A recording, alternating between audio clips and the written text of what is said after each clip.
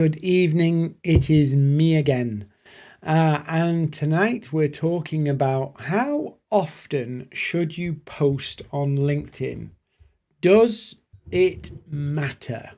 We'll also look at whether posting too much and posting too little can actually harm you. So, I get these questions asked a lot of the time when I'm speaking at events, talking to people one-to-one. It's, Dean, how much should and how often should I post?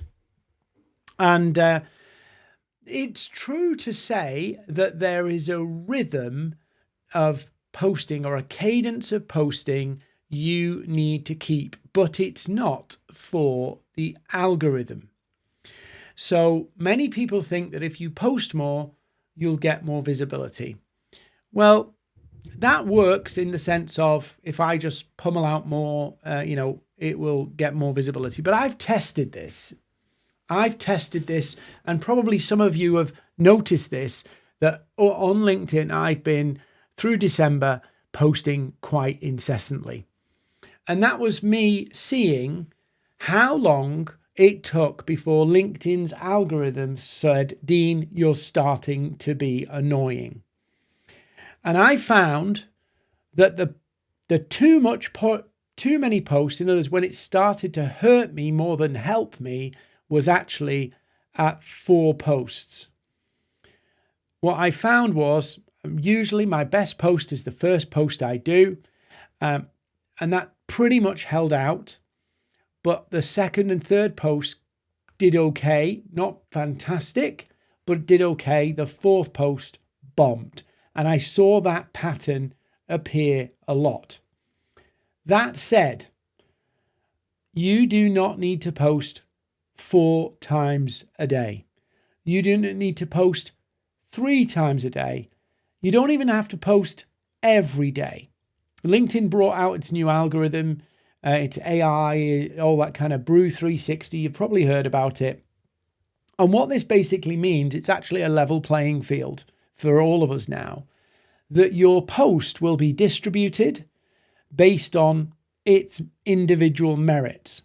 And so whilst it is true to say that if you had a good post yesterday, this next post has an advantage.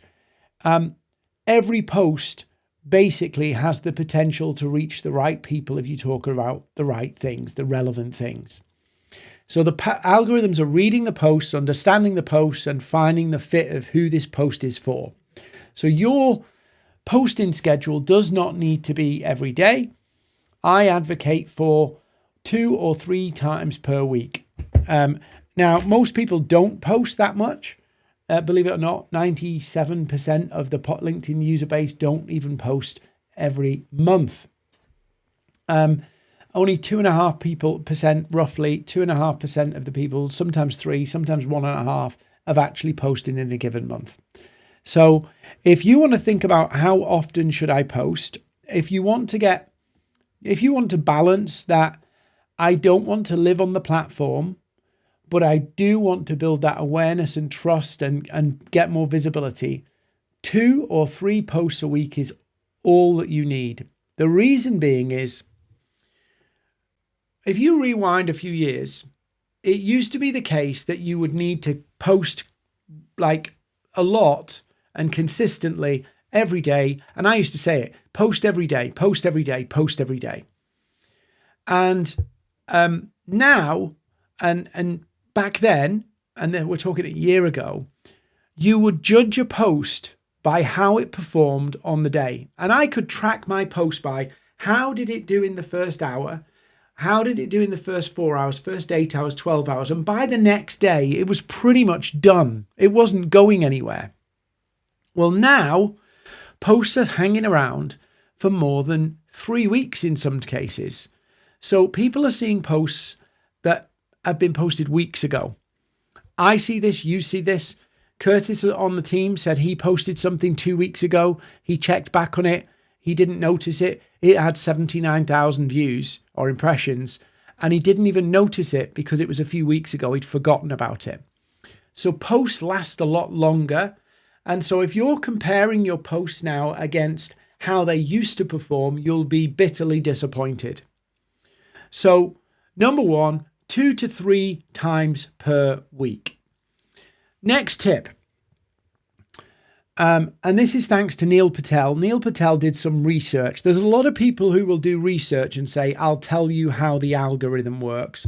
And honestly, that's kind of flawed because chasing the algorithm is a never-ending task.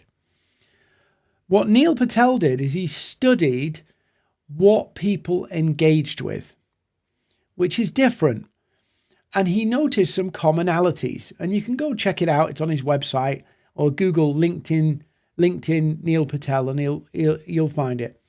But what he noticed is that the key determining factors of why people engaged with a post was, why posts performed better, had more engagement, was number one, past engagement.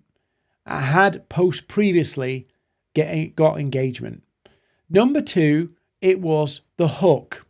On LinkedIn, those first few lines of your post are incredibly important. Those first few lines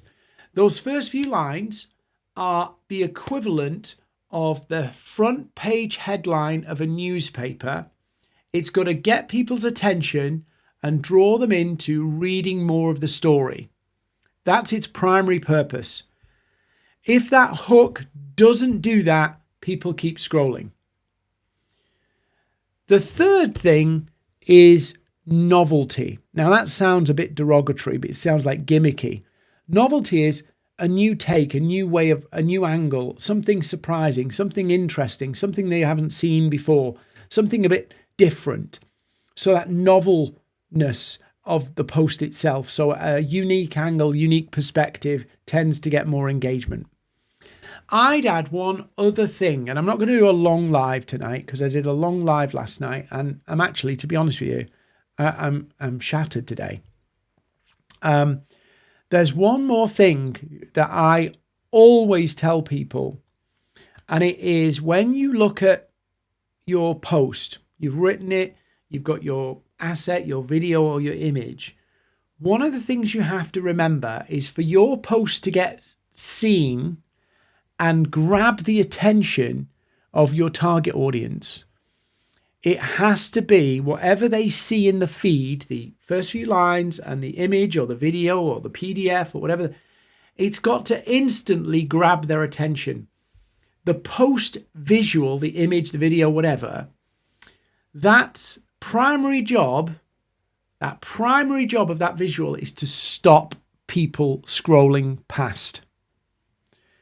It's not to do anything else other than grab people's attention.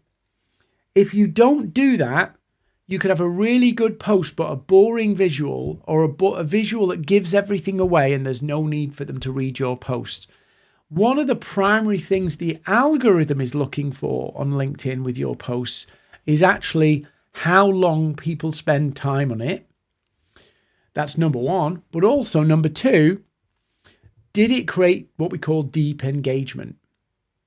So it's more important for you to post less and get more dwell time and deeper engagement, like longer comments, saves, sends, profile views, deeper engagement than just likes. Likes are just a middle of the road engagement.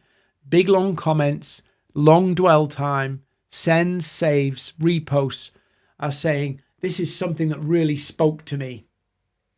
Yeah. And that's what you've got to do.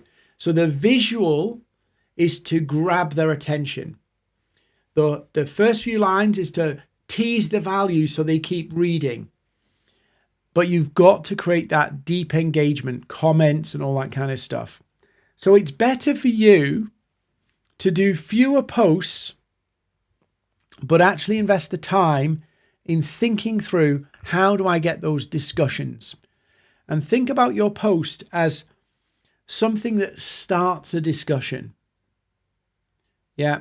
If you think about your post as, I'm going to tell the world something, what you actually do is broadcast. I did a post this morning. Yeah, it's not one of my best posts, but I talked about how I'm getting rid of my digital diary and going back to pen and paper. And loads of people commented because they're doing similar things, because we don't remember things that we put in digital notebooks. That was a discussion point. I was curating a discussion about the differences between two things. If you think about your posts as broadcasts, often what you will do is announce things and won't curate those discussions. So 3 posts is a good number, but it's better to really focus on those metrics of creating that discussion, the deeper engagement, using the visuals and doing that well, than going for volume. Now, I'll just leave you with one other thought and about what's the best time to post. And I'm going to give you 2 answers. The best time to post is the time you can consistently do. So, for an example, I know during the day I've got busy schedule. I'm a LinkedIn coach, and I'm also the CEO of a company that employs more than 30 people. So I have other responsibilities as well. So when I'm thinking about posting, my day can sometimes go off-piste. So if I decide, do you know what, I'm going to post at 11, it's highly likely that's going to get derailed. It's highly likely something's going to happen. So I choose, and there used to be a trend to this, but I just choose now for my own convenience. It is better for me, in terms of a consistency, to post at the same time every day, and that time is 8:15 in the morning. 8:15 in the morning. So I can get into my day and I don't have to stress about all the other stuff going on. I can get on and not worry about how am I going to get this post out. So being consistent with the posting time is your best bet. So that's answer number 1. If you want, what's the best time to post? The time that you can stick to. Number 2 of what's the best time to post, and this is a slightly different answer of what's the best time to post, it's track your engagement. Literally track your engagement and look and go, I've posted something today. When did the first interaction come in? Maybe post a few things over the next couple of weeks and look and go, when did the first interaction come in? And have a look. There's a few tools online, by the way, where you can do this, where you can look and see when somebody's actually physically time-stamped when somebody's commented. Just have a look. Go to ChatGPT. How do I find out the exact time that somebody commented on my post? And it'll tell you a whole load of different ways to do it. And then what you can do is look at it over a week. Don't get obsessed about changing times. Just look at a few times. Post at one time and see when the engagements come in. Track it by the time. And then adjust your post to say 15 or so minutes before that, 30 minutes before that. But you need to do it over a period of tracking when people engage, and then just nudge your time up to just, less than 30 minutes before that. Don't do it bang on that time. Just do it a little bit before.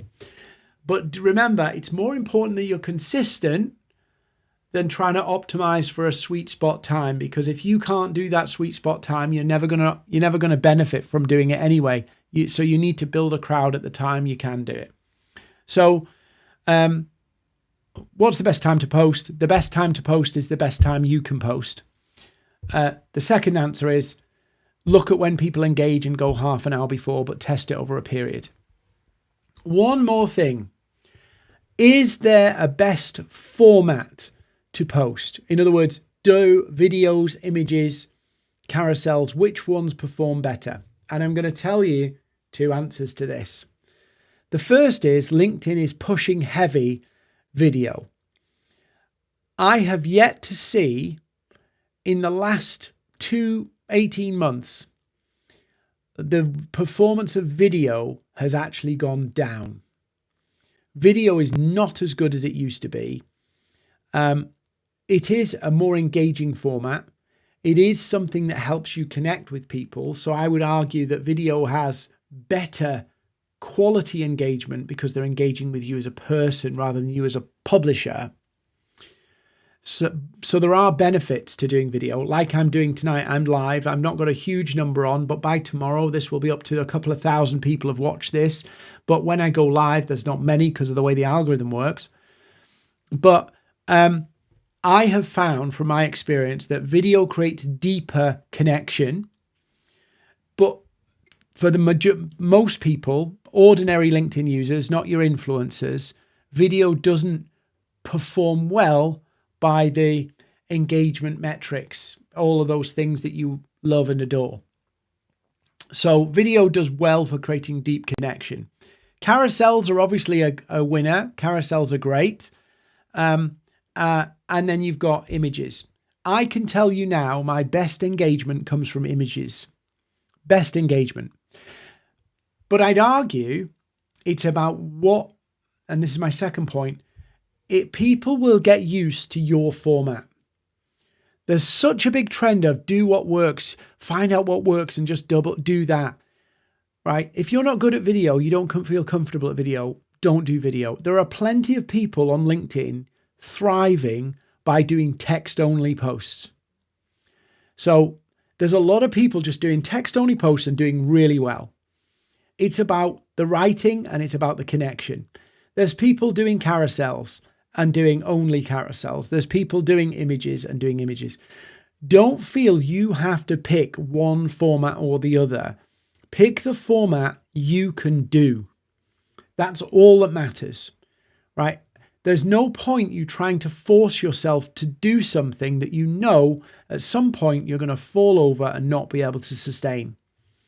So I like doing the images. I like doing lives. I don't like recording videos. I absolutely hate recording videos. So all of my clips that I use are all snippets for my lives. One of the things why I'm doing this is, one, I'm testing ideas. Why I'm going live almost every day. I'm testing ideas, but I can repurpose these clips. So the recording I can cut up with AI, or Tom on the team can cut up with AI, and I can get some clips out of it.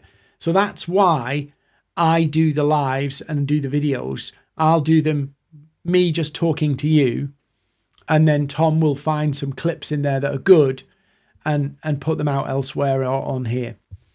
So really important to remember how often to post. It's more.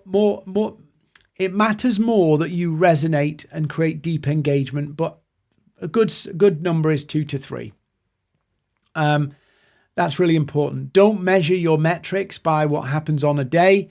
Now you have to measure them over weeks rather than a day. What time should you post? Pick the time that matters for you. That's the most important. And then which medium, videos or whatever, pick the one you can do and make it work. If you went all text only post, would it underperform for a little while? Probably, but you'll learn how to grab attention. You have to think about those first few lines of that text in all scenarios here. Those first few lines, the first 4 seconds of a video basically determine whether people pay attention, give you a bit more of the time, or scroll on by. And so often, brilliant insights get ignored because the visual looks like an ad, the visual looks boring, the visual doesn't grab attention, and those first few lines gives everything away, doesn't set it up, doesn't create anticipation, doesn't create curiosity of what the next step is. So there's my tips on posting. I hope this has been helpful. Appreciate you watching. Appreciate all the support you do on my content. If I can ever answer any of your questions, maybe you're struggling with something on LinkedIn, do drop me a DM. More than happy to give you some advice. I want you to do well, want you to prosper, not just buy my stuff, which is nice. I want you to actually thrive and do well. So have a great rest of your evening or day if you're in the US, and maybe I'll see you tomorrow.